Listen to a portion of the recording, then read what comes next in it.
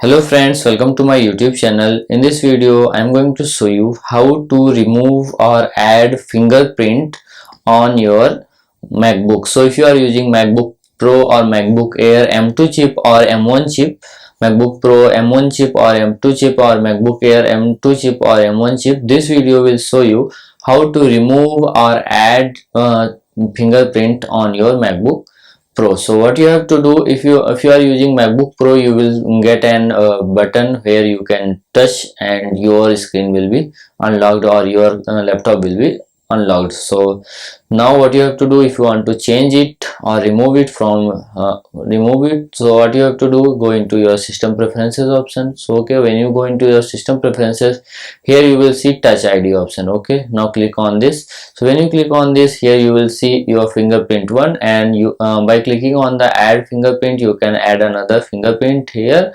And if you want to remove it, you have to take your cursor on the fingerprint one, and here you will see options.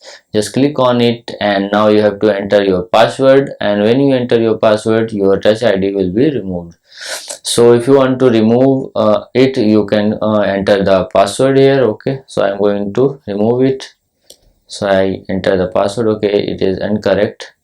Now I have to enter again, but I don't want to remove it. So like this you can remove it. If you want to add it, just click on it and you have to enter the password and add it.